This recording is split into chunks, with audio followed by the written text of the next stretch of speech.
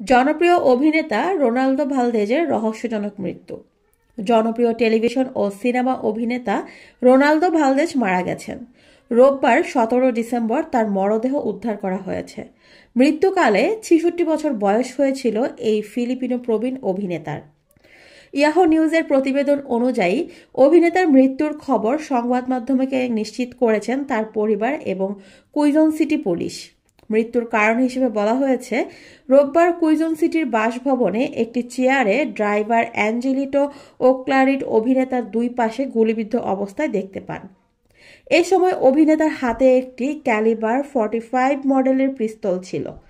এই অবস্থায় তার মরদেহ উদ্ধারের পর আপাতত দৃষ্টিতে ধারণা করা হচ্ছে আত্মহত্যা করেছেন রোনালদো ভালদেজ। তবে তার মৃত্যুর কারণ সম্পর্কে এখন স্পষ্ট কিছু জানায়নি পুলিশ, আর এ ঘটনার তদন্ত চলমান রয়েছে। কিউসিপিডি প্রধান বিজেন জানিয়েছেন, রোনালদো ভালদেজের মৃত্যুর কারণ বের করার জন্য আমরা পুঙ্খানুপুঙ্খ তদন্ত পরিচালনা করছি। প্রসঙ্গত, রোনালদো ভালদেজকে ফিলিপাইন শোবিজের একজন স্তম্ভ বলে মনে করা হয়। প্রায় 6 দশকের দীর্ঘ ক্যারিয়ার রয়েছে তার।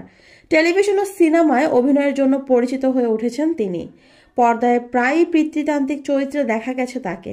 অনবদ্য অভিনয়ের জন্য পুরস্কারও জিতেছেন। এই অভিনেতার শেষ প্রজেক্ট ছিল too good to be true, যেখানে সাবেক বাস্তব জীবনের দম্পতি ক্যাথরিন বার্নার্ডো ও ড্যানিয়েল প্যাডিলার সঙ্গে অভিনয় করেছিলেন রোনালদো ভালদেজ।